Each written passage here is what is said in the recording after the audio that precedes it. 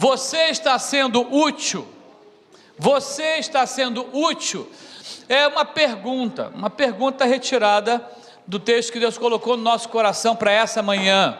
Você está sendo útil? Porque me parece que a gente acha que sempre está fazendo tudo certo e que porque nós estamos tentando dar o nosso melhor, as coisas que nós estamos fazendo então estão boas, estão certas, estão úteis, estão coerentes. E você está sendo útil? É uma boa pergunta para essa manhã. Por exemplo, acho que citei isso outro dia, numa conversa com meu pai, há talvez 3 semanas atrás. Ele pergunta: tem alguma coisa que eu fiz que te entristeceu ao longo da vida? Ele vai completar 88 anos. Eu falei: mas meu pai está perguntando isso? Porque às vezes a gente faz coisas achando que está fazendo certo, e não está fazendo certo. Achando que está falando certo, e não está falando certo. Achando, inclusive, porque é uma autoridade na vida de alguém, pai, mãe, professor, chefe, chefa, cuidado com essa segunda parte. Você acha que você está fazendo tudo certo. A verdade é que você tem intenção de fazer tudo certo, mas você consegue fazer tudo certo? Ou você tem feedback? Por exemplo, as empresas, sobretudo as grandes empresas, eles têm um momento do feedback, que é o momento que chama-se o colaborador, o funcionário e um chefe ali, às vezes é o chefe, um chefe maior, ou o chefe imediato. Palavra ruim, né? Chefe, vamos chamar de líder, né? E pergunta: como é que você está vendo aí nos últimos 2 meses a nossa organização? Você acha que a condução foi boa daquela decisão? O jeito que eu falo com você, por exemplo, eu estou sendo claro quando eu peço as coisas para você? Eu gostaria de ter um retorno sobre isso, porque como é que alguma coisa vai melhorar sem ter um retorno? Números são fáceis de você coordenar e trazer indicadores e gráficos. E relacionamentos é fácil. Como é que você sabe que eu estou fazendo certo? Eu estou sendo uma boa autoridade na sua vida, autoridade constituída por Deus, e sempre será, porque ninguém trabalha para alguém se Deus não permitir. Na escola, ninguém estuda com a professora ou professor se Deus não permitir. Feedback é importante. Então, a pergunta dessa manhã é: você está sendo útil? É uma boa pergunta para nós começarmos. E eu não a tinha quando Deus colocou no meu coração o Salmo de número 127. E é ele que nós vamos estar, sobre ele nós vamos estar conversando nessa manhã. Pode passar para o próximo. Next one. Thank you. Eu coloquei aqui 3 figuras, 3 fotos. Essas 3 fotos apresentam famílias distintas. A primeira foto é uma mãe que cria 2 meninas. A menininha aqui não apareceu, são 2 filhas. E ela está se esforçando para criar essas 2 meninas. Nesse momento ela não tem um esposo. Pode ter acontecido qualquer fatalidade, não sabemos, mas ela está se esforçando. Essa é a família dessa primeira foto. A segunda foto, nós temos uma outra família, um casal com um casalzinho de filhos. Eles estão num campo de refugiados das Nações Unidas. Não sei se você sabe disso, talvez não, talvez sim, mas existem famílias morando há décadas em campos de refugiados. Décadas. Eu estou falando daquela mãe e daquele pai que cedo tem que acordar no dia específico, porque tem uma outra organização que também vai lá e distribui cesta básica naquele dia. Então vai lá e pega. E a água está lá no local e eles têm que ir lá no horário certo, que a água vai acabar, e o banho é coletivo com roupa. E tem um outro lugar, que é a escolinha que alguém montou em uma tenda. Alguém teve uma iniciativa. Não, eles têm que estudar, essas crianças estão crescendo aqui. Essas crianças já completaram quantos anos aqui nesse campo de refugiado? Sem escola, sem nada. E de vez em quando tem uma organização mais estruturada que traz uma escola melhor. E médicos é do mesmo jeito, não é? Às vezes tem ali uma caravana que vai, ou alguns médicos já determinados para atender muitas pessoas. Essa é uma família num campo de refugiados. A outra família é uma família, e ao fundo está uma casa que estão construindo, uma fotinha muito bonita. Deixa eu contar uma coisa para vocês. Fotinha linda, família linda. Mas a vida não é assim. Linda assim. A vida é diferente. A realidade diária ela é diferente. Todo mundo quer que na foto você seja apresentado bonitinho assim. Mas na realidade não é. Por que não é? Porque não é. Porque nós vivemos numa dimensão caída. Essa terra é uma dimensão caída. Essa terra é uma terra onde o pecado entrou nela. E onde existe um reino reinando para destruir vidas e famílias. Mas eu estou sendo útil no meu propósito, no meu tempo nessa terra, que é um tempo muito rápido. Conversávamos hoje pela manhã na classe dos adolescentes e jovens sobre como o tempo é breve, e fizemos uma conta rápido. Quantos anos tem um avô de vocês? Alguém tem bisavô? E fizemos uma conta muito rápido. Se você pensar numa média de 67 a 68 anos de idade, é fato que alguns lugares vivem mais um pouco, nós estamos a 30 gerações depois de Jesus. 30, veja bem, somente 30 gerações depois de Jesus, é pouco. Quando você fala 2000 anos atrás, nossa, quanto tempo? Estou falando de 30 gerações. Tem jovens na nossa sala de EBD que chegaram lá, chegaram nos Estados Unidos crianças com menos de 10 anos. Hoje já estão começando a até trabalhar e talvez até dirigir um automóvel. O tempo passa rápido. Estou sendo útil nesse tempo? Eu gostaria de conversar com você através dessa pergunta. A primeira parte aqui é a construção da família. E eu quero trazer para você Salmo 127, nessa manhã, Salmo 127, nós vamos ter o texto todo mais à frente, mas se você puder ligar o seu celular ou abrir a sua Bíblia, também queria a atenção da recepção aí. Quem não tem Bíblia em português ou inglês e precisa de uma Bíblia, é só levantar a mão onde você está.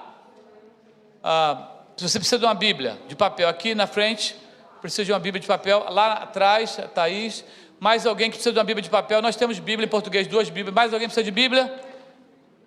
Quem quer Bíblia? Quem quer Bíblia? Mais uma Bíblia aqui, no meio aqui, 3 Bíblias no total, mais uma aqui, 4 Bíblias em português, quem dá mais? 4 Bíblias em português, pelo menos, nós precisamos aqui. É importante que você tenha a sua Bíblia física, porque eu defendo que um dia a internet você vai ligar e ela não vai estar funcionando. Aqui tem uma, na primeira fileira. Mariana, continua com a mão levantada para Amanda te ver.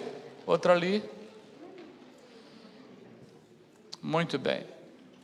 Irmão Regis e a Mariana. Muito bem. Isso aí. Acho que você precisa, Gustavo, de Bíblia? O Gustavo vai precisar de uma Bíblia também aqui. Tá certo.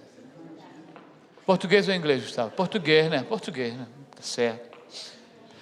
Diz assim a palavra do Senhor, Salmos, número 127, é o texto que nós vamos estar lendo nessa manhã. Salmo, número 127, é o texto de hoje. Se o Senhor não edificar a casa, em vão trabalham os que a edificam. Se o Senhor não guardar a cidade, em vão vigia a sentinela. Inútil vos será levantar de madrugada, repousar tarde, comer o pão de dores, pois assim dá ele aos amados o sono. Eis que os filhos são herança do Senhor, e o fruto do ventre o seu galardão. Como flechas na mão do valente, assim são os filhos da mocidade. Bem-aventurado o homem que enche deles a sua aljava. Não serão confundidos quando falarem com os seus inimigos à porta. E eu queria trazer para você a primeira parte, pode passar isso, o versículo 1 desse salmo. E antes de ler o versículo 1, ou explicar, ou expor o versículo 1, a gente precisa entender que o Salmo 127, ele está junto de um conjunto de salmos, 15 salmos, são reunidos, ele está nesse conjunto de salmos, que são chamados cânticos dos degraus. Em alguma versão aí, cântico de peregrinação. alguém usaria a palavra cântico de romaria. O que significa isso?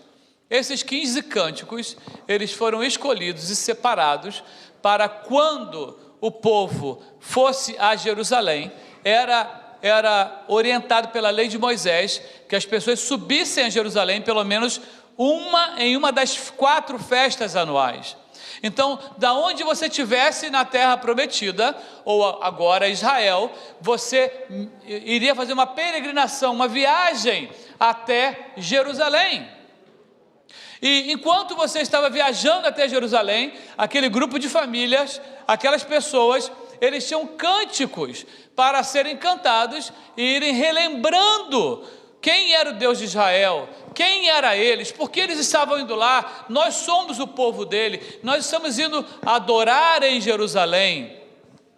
Olha, e é interessante porque eu estava lendo sobre cruzadas e também depois sobre os templários, outro dia. Que coisa interessante.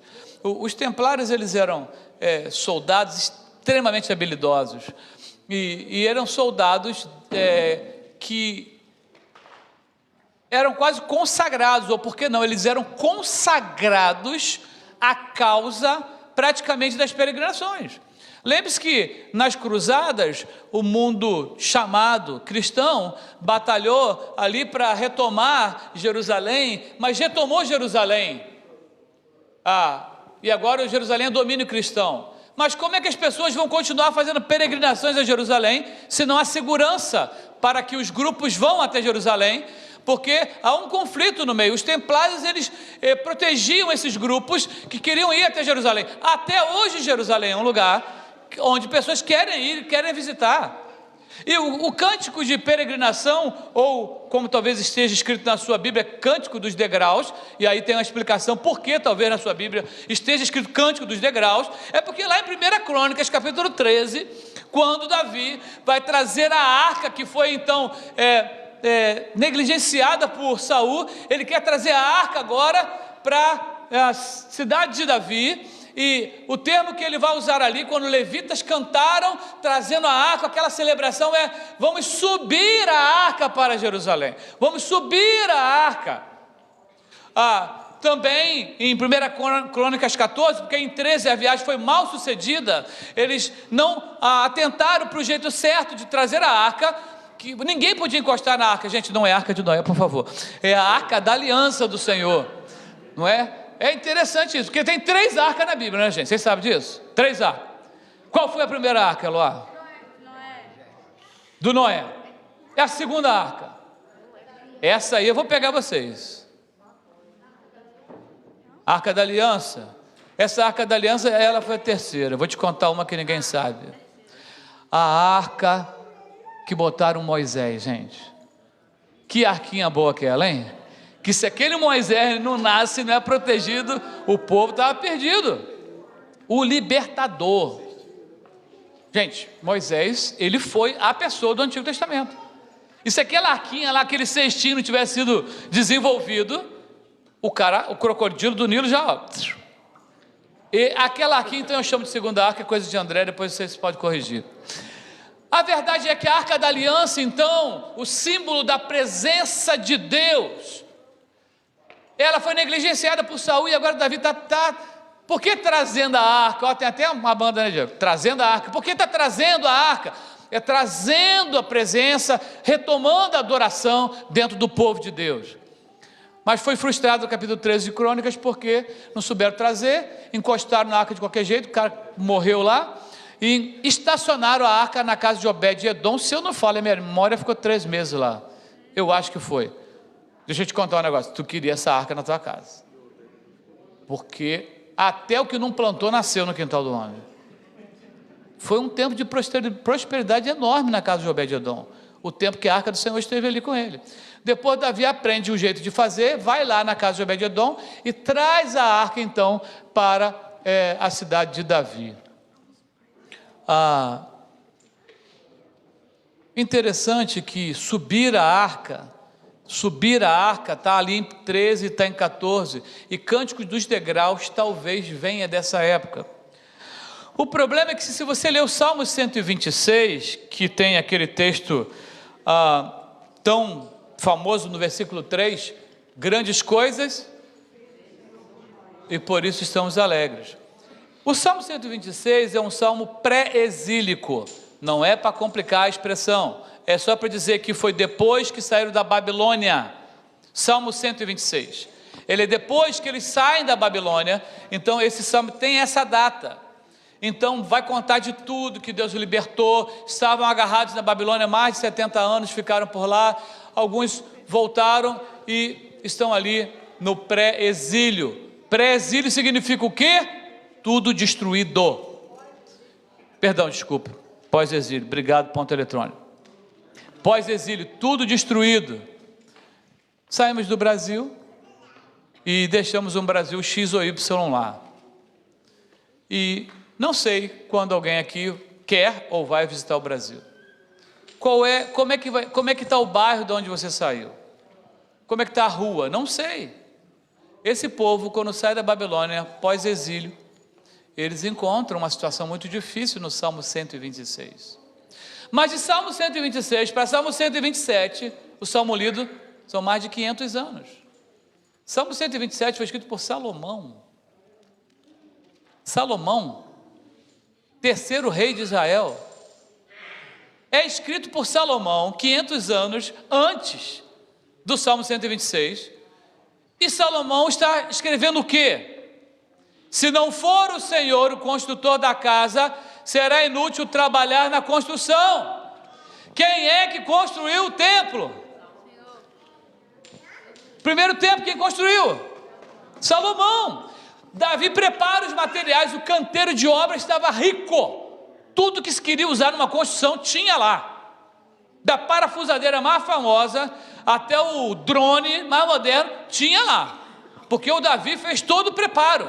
Quem constrói o templo? Salomão. Quando Salomão escreve esse texto de 5 versículos, Salomão estava construindo o templo e Salomão estava construindo uma casa para si também. Quando ele escreve, ele olha para a construção acontecendo, o templo sendo montado, uma casa, palácio, seja como queiram chamar, para ele sendo construído, e ele para e ele fala: se não for o Senhor o construtor da casa, será inútil trabalhar na construção. Muitos aqui que já reformaram algum lugar ou construíram vão constatar isso. Pode ter o terreno, pode ter o material lá parado, pode ter dinheiro para pagar empregado. Eu conheço gente que gastou 3 casas só com funcionário, só com mão de obra. Material, teve que jogar fora, derrubar porque fizeram errado, teve que fazer outro. Pode ter tudo para uma casa ser construída. Olha, fiz os planos, está tudo aqui. Os materiais, está até sobrando material. Eu tenho os melhores construtores da cidade. Eu tenho dinheiro guardado se vier a faltar. E aquilo não vai ficar em pé. Porque se não for o Senhor, não vai ficar em pé. Acho que você não está me entendendo. Se não for o Senhor, não vai ficar em pé. Não é uma questão de dinheiro. Não é uma questão de profissionais, não é uma questão de materiais, é uma questão da não bênção do Senhor. Uma pessoa é inútil para a sua família. Vou falar, vai ficar gravado e vocês vão dizer que eu falei. Uma pessoa é inútil para a sua família se está colocando a sua fé em materiais, em equipamentos, em veículos, em ferramentas, em dinheiro guardado para um projeto, em bons parceiros para realizar um determinado serviço. Essa pessoa é inútil para a sua família, porque o ingrediente principal não estará naquele projeto. É interessante que Salomão vai falar nos livros de sabedoria coisas interessantes sobre isso. Salomão vai falar: você não vai terminar o projeto se o Senhor não tiver. Isso aqui é um compêndio dos livros de sabedoria. Você não vai terminar o projeto. Você achou que dava conta? Você não vai. Deus não está. Você não vai terminar. Segunda opção, você vai terminar e não vai usufruir. E aí? Como diria num determinado estado do Brasil, chupa essa manga. Você vai terminar e não vai usufruir, porque Deus não está no projeto.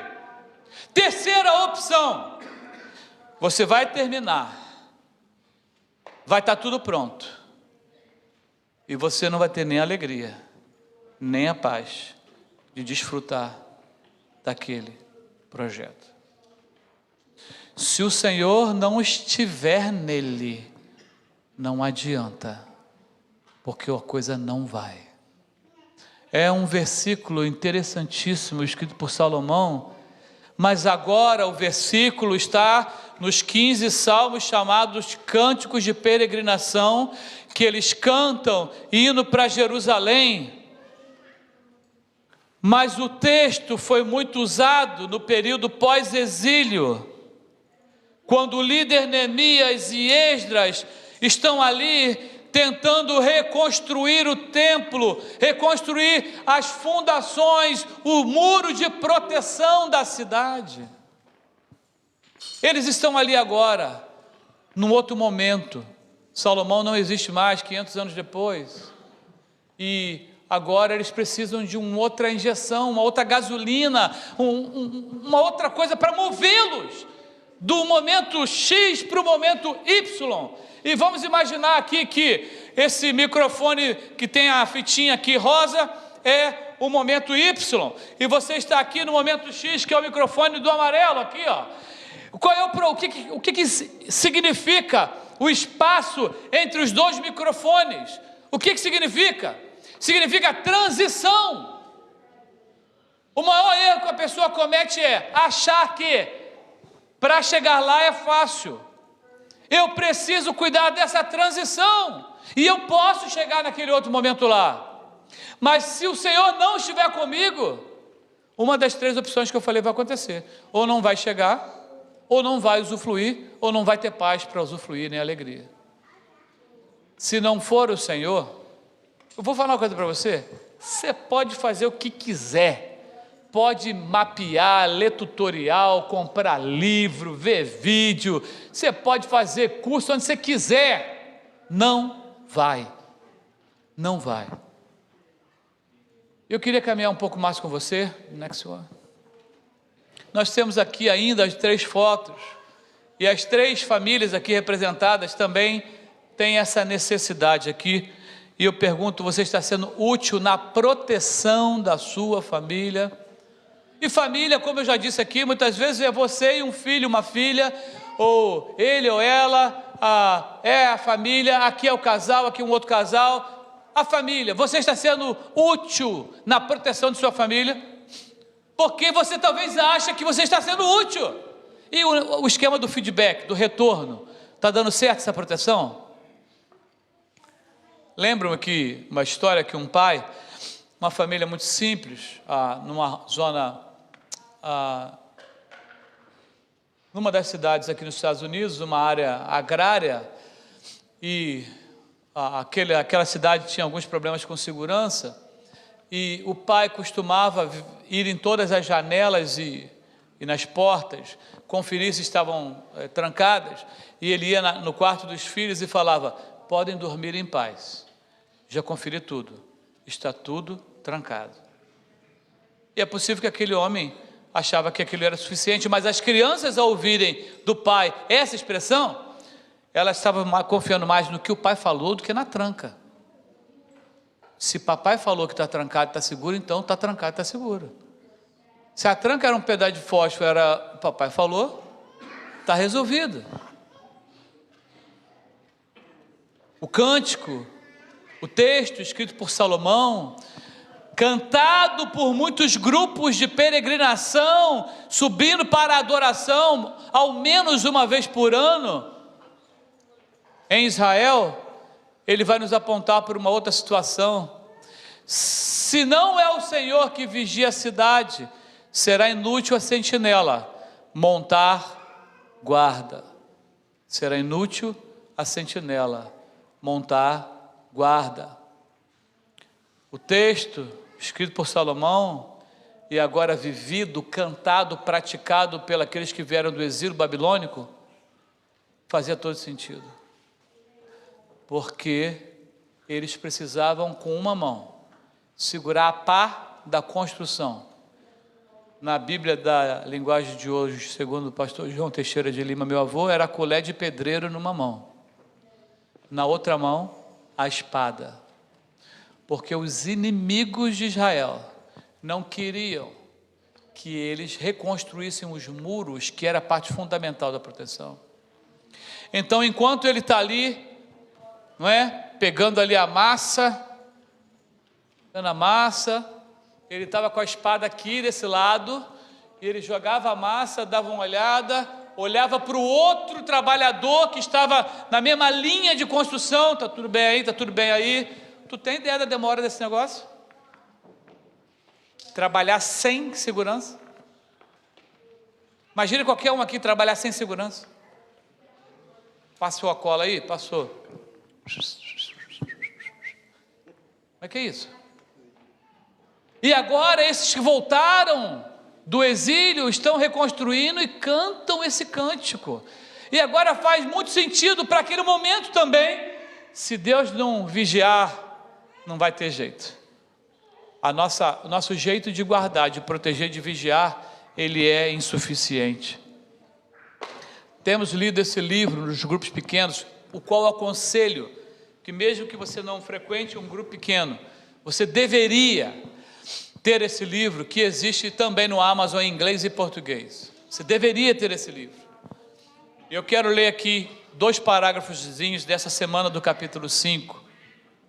E são os parágrafos introdutórios do livro do capítulo 5. Sabemos que o principal canal pelo qual Deus nos abençoa são os nossos pais. Em contrapartida, este texto fala também sobre um fútil legado, uma vã maneira de viver que nos é imputada por tradição. Ele se refere a 1 Pedro 1, de 18 a 19. Capaz de engessar nosso comportamento e comprometer o desenvolvimento da nossa personalidade. Esse componente cultural do ser humano, baseado na capacidade de manter tradições, é também um alvo favorito de Satanás. Deseja estabelecer e perpetuar seus desígnios. Dessa forma, ele agarra não apenas uma geração, mas toda uma linha familiar. O texto fala: sabendo que não foi com coisas corruptíveis, como prata e ouro, que fostes resgatados da vossa vã maneira de viver, que por tradição recebeste de vossos pais, mas com o precioso sangue de Jesus, como de um cordeiro imaculado e incontaminado. O problema é que dificuldades estão morando em gerações e gerações. Porque o inimigo, ele é muito esperto, muito inteligente. Ele não quer pegar... Por que ele vai pegar só uma pessoa daquele momento em 2024? Não. Ele quer plantar uma cultura numa família, e essa cultura passar de geração em geração, trazendo prejuízo de geração em geração, e de geração em geração, aquilo ali vai perpetuando. É uma ideia. Vocês podem rir. É uma receita de comida. Existem estatísticas que uma receita de comida foi responsável por um infarto prematuro de pessoas em todas as gerações de uma família, pelo ingrediente que estava usando para fazer determinada comida frequentemente. Você acredita nisso? É claro. Aliás, me lembra, o primeiro pecado foi o que mesmo? Era comida? Ah, era comida, né? Foi comida, né? Ah, interessante. Adão e Eva no paraíso. Interessante. A questão é que o inimigo quer entrar na tradição, e ele quer marcar a tradição, e ele quer que palavras e expressões se repitam de tradição em tradição. Um amigo meu, lembro ele dizendo, sempre lembro dessa expressão, porque lá em casa, sabe como é que funciona lá em casa desde os meus bisavós? Lá em casa é Cristo e isto. Cristo e isto. Mas não pode ser, porque o ele não pode ser comparado. O isto não pode ser comparado com Cristo. Então como é que pode ser Nunca. Mas isso se passa de geração a geração. Eu estou falando uma expressão boba. E quantas outras existem? A proteção, ela não é só física. A proteção não é na tranca, na porta. A proteção não é só olhar o horário ali que o ônibus deixa o aluno, ou que o aluno sai da escola, ou volta para casa. A proteção, ela é muito mais ampla do que isso. Quantos e quantas pessoas tiveram todo tipo de proteção física, estavam desprotegidos de todos os aspectos. Conta-se que o filho não queria ir à igreja, né? E a mãe fala para ele: você tem que ir à igreja, hoje é domingo, vai ter escola dominical, vai ter culto, você tem que ir à igreja. Tem que ir à igreja, mas tem que ir à igreja. Mas por que eu tenho que ir à igreja? Porque você tem, eu estou falando que você tem, então você tem, ué. A mãe, hoje eu estou meio cansado, a semana foi muito difícil para mim, você não tem ideia da quantidade de problemas. Filho solteiro, 35, 40 anos de idade. Mãe, acho que eu não vou hoje não. Não vou hoje não. Não vai hoje não? Não, não vou hoje não. Pois agora você vai. Inclusive você vai porque você é pastor da igreja, então você tem que ir. Líderes imaturos. Nós vivemos isso.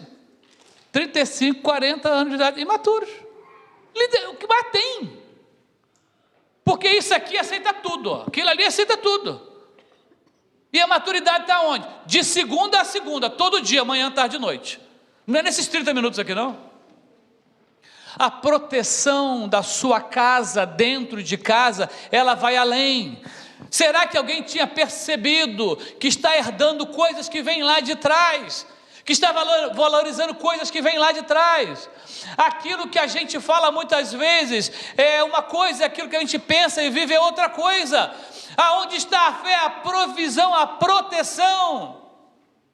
Um amigo meu visitando ali uma igreja antiguíssima na Índia, antiguíssima, igreja de pedra, uma pedra em cima da outra, uma igreja batista ali, plantada, construída por o grande William Carey, missionário das missões ali em Índia. Carey foi fantástico. Gente, Carey, eu vou falar para você. Tem gente falando: você quer fazer faculdade? Não. Você quer fazer algum curso? Não. Você quer aprender alguma profissão? Não, eu vou ser missionário. Ou seja, é só ser. Não precisa preparar para nada, né? Não precisa estudar para nada, não precisa preparar para nada. Eu vou ser missionário. Missionário não precisa de nada, não. É só abrir a Bíblia e o negócio vai fluir. Eu vou falar uma coisa para você. Esse país mandou os melhores para o Brasil, tá? Esse país mandou os melhores para o Brasil. Nós éramos pior que a África, mas muito pior, quando esse país começou a mandar missionário para o Brasil. E quem foi para lá, foi para aprender português, ensinar e pregar em português, que não é uma coisa fácil, que a nossa língua é esquisitinha pra caramba. Não vou nem falar dessa parte muscular, porque é terrível, porque o inglês é todo aqui, o português é aqui. E eles foram os melhores, plantaram igreja, construindo escolas, hospitais e tudo mais. Mas Carey, ele era cientista botânico também. Carey foi responsável por um avanço científico na Índia fenomenal. Ele era uma pessoa completa. E esse meu amigo está dentro da igreja plantada por Carey. E perguntou para o líder, para o pastor daquela igreja: e aí? Alguém parente de Carey vem aqui visitar de vez em quando? Recebi a visita da neta dele há um tempo atrás. Veio aqui, estava andando aqui, conheceu. Como é que foi a experiência? Eu queria saber, né? As novas gerações, o que anda fazendo. Ela é budista. Ela é budista. Amamos vocês, budistas. Jesus é o Senhor. Isso aí, nós não vamos discutir isso. Jesus é o Senhor. Centenas de mísseis lançados contra Israel ontem, vindos do Irã. Centenas. Não dá para pegar tudo, né? A proteção antimíssil livrou de vários mísseis, mas vários caíram em solo de Israel. Se não é o Senhor que vigia a cidade, será inútil a sentinela montar guarda. Período de mais ateísmo e liberalismo dentro de Israel, período atual. É o maior período de ateísmo e liberalismo. Jesus está falando lá. Tem gente se convertendo. Muitos judeus se tornaram ateus. Muita gente não acredita mais nas promessas do Senhor. Se não é o Senhor, pode ter a maior barreira antimíssil do planeta, que a coisa não vai resolver. Eu queria perguntar a você, você tem protegido a sua casa, a sua família de que jeito? De que jeito? Nós queremos difundir entre as famílias um material chamado culto doméstico. O pequeno grupo é o pequeno grupo, que as famílias se reúnem juntas, mas o culto doméstico é você em casa com os seus. Isso precisa retornar. Isso é proteção. Ensina o teu filho que tudo que ele tem que fazer é arrumar um jeito de ganhar dinheiro e ficar rico, que ele vai aprender. Só que isso não é incompatível com servir a Jesus. Se servir a Jesus é a primeira coisa. A Bíblia fala que nós precisamos de pessoas ricas nesse mundo. Aliás, muito dos recursos das fazendas de tabaco da Virgínia patrocinaram o Evangelho no Brasil. Muito, número 1 em produção de tabaco. Muita gente não sabe disso. Nós precisamos de pessoas com recursos, mas que Deus seja primeiro a base. Se não for o Senhor, não adianta. Não adianta ter o recurso. Pode caminhar um pouco mais. Next one. No sustento da sua família, você está sendo útil? É uma boa pergunta. Você está sendo útil no sustento? Você está sendo útil na construção? Você está sendo útil na proteção? Você está sendo útil no sustento da sua família? Porque todo mundo sai todo dia. E sai todo dia para trabalhar, e trabalhar é um negócio, né, que implica algum sacrifício, ou muito sacrifício. Então estamos cumprindo tudo, né? Nós estamos resolvendo tudo isso. Você está sendo útil no sustento da sua família? Pode caminhar um pouco mais, next one. Será inútil levantar cedo e dormir tarde, trabalhando arduamente por alimento. É um negócio esquisito mesmo esse texto. Levantar cedo e dormir tarde. Por quê? Porque o cara que gosta de dormir tarde normalmente não gosta de levantar cedo.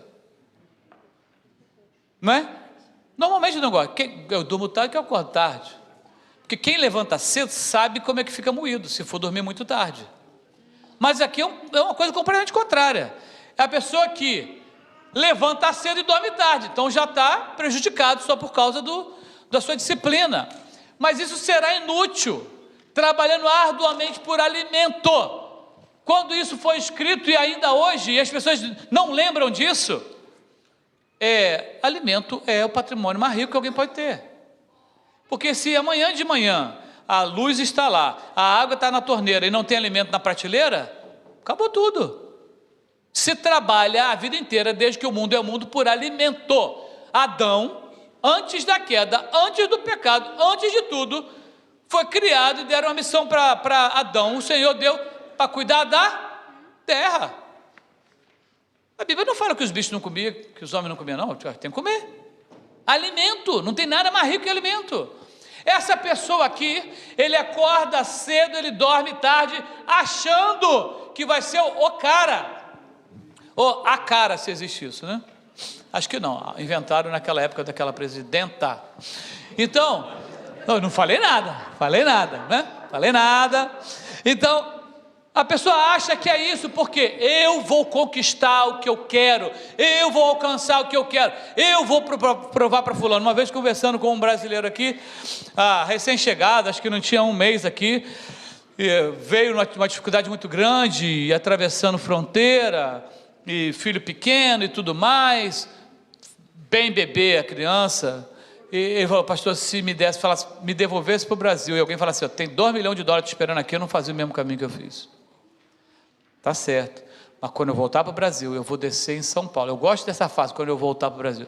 Eu vou descer em São Paulo, eu vou direto na Toyota, e eu vou comprar uma Hilux Zero, e eu vou chegar lá na cidade de onde eu saí com a Hilux Zero pilotando, buzinando ainda, amarrado um balãozinho. Eu fico olhando assim, gente, mas que pobreza. Mas que pobreza, porque isso é uma pobreza. Gente, a maior testagem de pobreza é um negócio desse. Mas é por essa pobreza que as pessoas fazem isso aqui. É por essa pobreza, porque colocam coisas que não têm qualquer valor, num valor acima de tudo. O que muita gente não entende, a segunda parte do versículo, o Senhor concede o sono àqueles a quem Ele ama. Isso aqui é o contrassenso disso aqui. Esse aqui é um cidadão, uma cidadã, aqui é outro cidadão, outra cidadã. Aqui é aquela pessoa que eu vou construir, comprar, vender e plum. Esse aqui é assim, eu vou trabalhar. Eu não posso dormir tão tarde porque eu tenho que acordar cedo. E eu vou chegar em casa, eu vou comer, vai ter uma comidinha lá me esperando, né? Pode ser uma carne de panela. Ô Jesus, quase meio-dia. Pode ser uma porção de coisa lá me esperando. E eu vou comer. E vai estar lá e eu vou comer. E eu vou dormir. Você sabe por quê? As sementinhas que eu tenho plantado durante todos esses dias, eu não tenho poder para dar crescimento para elas. Eu não sei quantas vezes vai chover ou não nos próximos dias, se vai alagar, se vai ter seca. Eu quero que você pegue essa palavra aqui para você nessa manhã. Aqueles cartãozinhos que são entregues nas casas, aquelas indicações, aquelas orações que nós fazemos de segunda a sexta por provisão. Quem vai dar o crescimento é o Senhor. E você faz favor de dormir em paz. E você faz favor de dormir em paz. Porque quem não tem isso aqui vai ser inútil para a sua família. Tem gente acordando cedo, dormindo tarde, e é um perfeito inútil para si mesmo e para a sua família. Quando podia estar dormindo em paz, e podia simplesmente estar fazendo uma oração. Senhor, eu já fiz o que eu podia hoje. Faz a sua obra, porque a minha mão não é suficiente. A sua mão é suficiente. A minha mão não é suficiente. E eu vou dormir em paz. Vai, abraça. O Senhor sabe o tempo que eu estou passando. O Senhor sabe os desafios que eu tenho. E a tua mão será suficiente. E nós vamos caminhar para a última conversa de hoje. The next one, please. Nós temos aqui o sustento da família. E dentro do sustento da família, nós temos várias situações aqui. Porque o sustento da família, ele também tem a ver... Pode, the next one, please. Ele tem a ver com isso aqui. E quando alguém pensa nisso aqui, eu sinceramente, eu acho que as pessoas pensam um pouco errado. O texto vai avançar um pouco mais, e aqui ele vai falar, os filhos são herança do Senhor, uma recompensa que Ele dá. Os filhos são herança do Senhor, uma recompensa que Ele dá. Porque tem gente que quer ter filho até hoje, não tem. Tem gente que quis ter e não conseguiu ter. Filho é recompensa. Filho é o que Deus decidiu. Não é porque o corpo de um homem e de uma mulher pode produzir, está habilitado a produzir filho, que alguém vai ter filho. Se Deus não tem. É simples assim. Lembro que nós nos casamos em 1997, eu sei que tudo antes de 2000 soa meio estranho para os mais novos, né? 1900, eles acham que nós estamos lá da, né? Jurar, né? Qualquer dia vai ter um aluno desse que vai ver, cara, como é que era o Tiranossauro Rex? Calma também, não é assim o negócio, né? Não é assim então. Eu lembro que nós casamos em 1997 e de 99 para frente a gente queria ter o primeiro filho, não é isso, amor? Me corrija que você é boa de data. E desde 99 a gente vai, agora chegou a hora, né, de ter o primeiro filho. Até parece, né, que chegou a hora e é assim, né?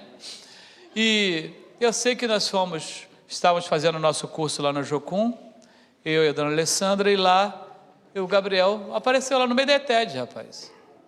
Um ambiente santo. Eu falei, esse quarto aí, ó, que nós ficamos, vocês pintam isso de ouro, porque esse negócio não pode ser destruído nunca, viu?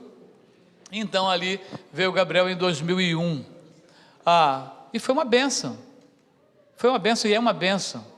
Hoje, aos seus 22 anos, Ana Gabriele, 16 a Lelê, que vai fazer 19 essa semana. Muito bem, já estou denunciando aqui o aniversário dela. 19 no dia 19. Ô pai, vai ter um negócio eclipse aí nesse dia. O que eu quero dizer é que ele decidiu não só que você seria pai ou mãe, mas de quem você seria pai e mãe. Já parou para pensar nisso? De quem você seria pai e mãe. Só que o texto é mais forte do que isso. Pode passar para o próximo?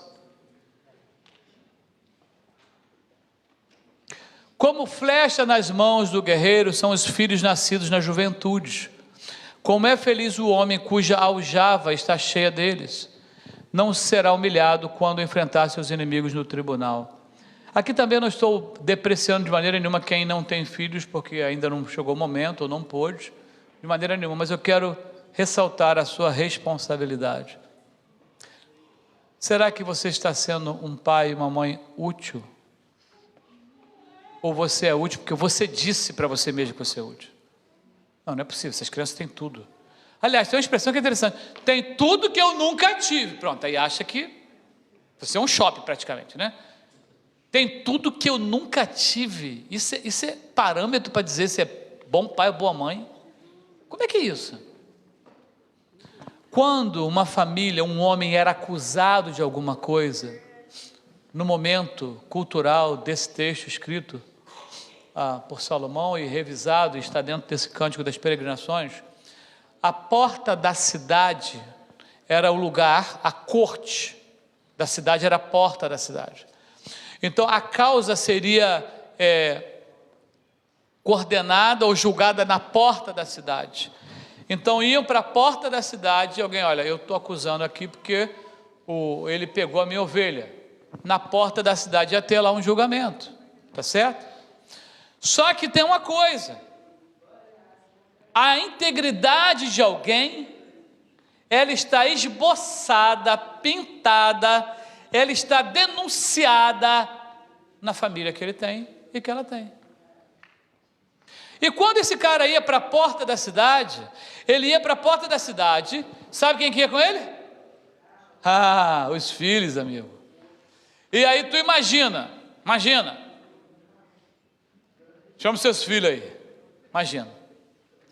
Aí vamos supor que um é assim, Gustavo, vem o Gustavo. Gustavo veio, só estou exemplo, só Gustavo, só exemplo. Galera, vem cá, Gustavo, vem cá. Já que você está aí animado, já despertou, vem cá. Chegou na porta da cidade, aí vem cá, Gustavo, chega aqui. Você vai ser julgado, o cara está te incriminando, diz que você pegou alguma coisa dele, né? Aí você vai para a porta da cidade.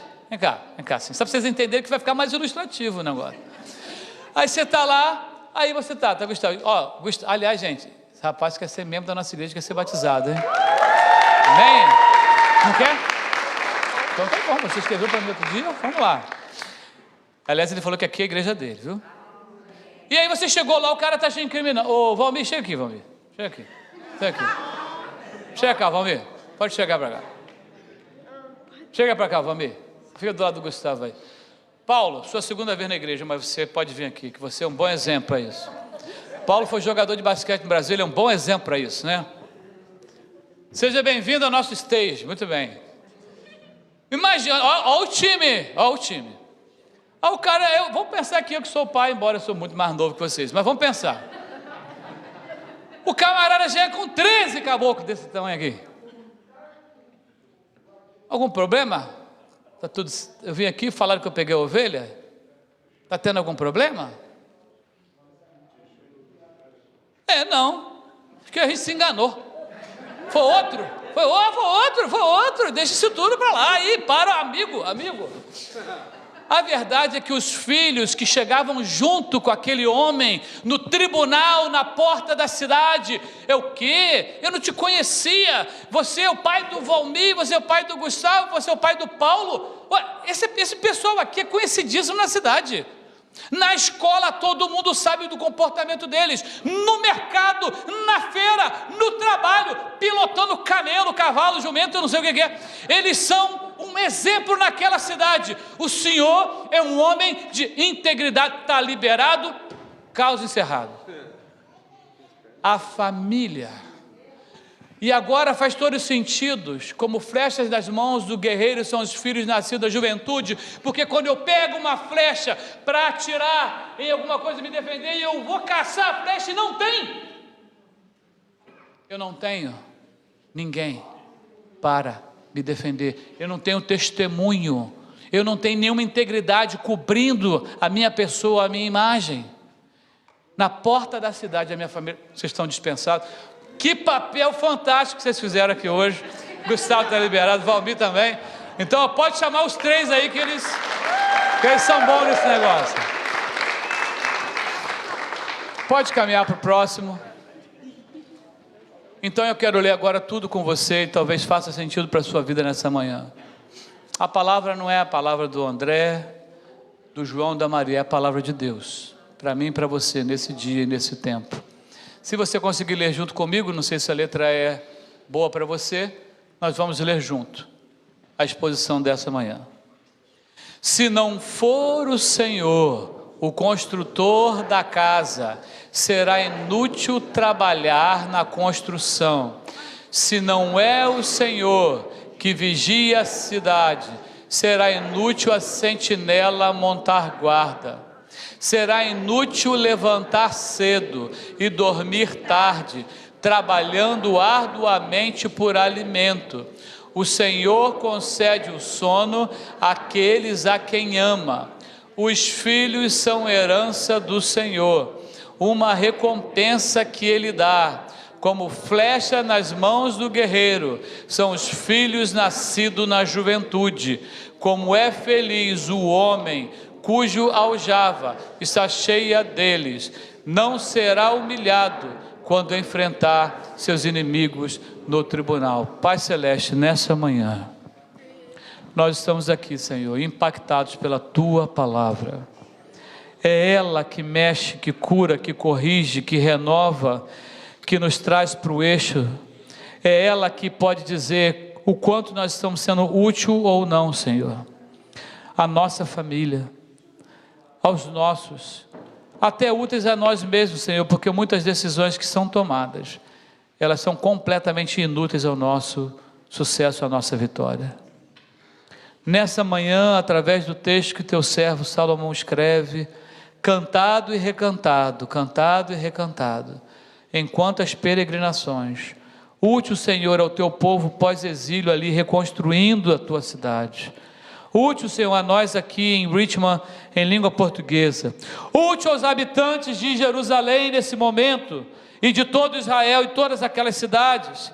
Nessa manhã, Senhor, nós pedimos, Senhor, nos faça, Senhor, pessoas úteis ao Senhor, ao teu reino, à nossa família e a outras famílias. Oramos pela paz em Jerusalém, mas oramos também, Senhor, por um quebrantamento, um avivamento daqueles corações. Senhor, como foi difícil a noite de ontem, Senhor, talvez o dia de hoje está sendo difícil para alguém que vai sepultar alguém. Manda sabedoria aos líderes mundiais que vêm do teu alto trono, ao governo de Israel, aos aliados. Manda, Senhor, também, Senhor, ali o verdadeiro evangelho para dentro do Irã, o lugar com o maior número de cristãos aprisionados em cadeias no mundo. Atua, Senhor. Tributamos ao Senhor toda e qualquer causa de avanço, de vitória em nossa vida, porque se não fosse o Senhor, nós já teríamos sido consumidos. Oramos no nome do teu Filho Jesus. Amém.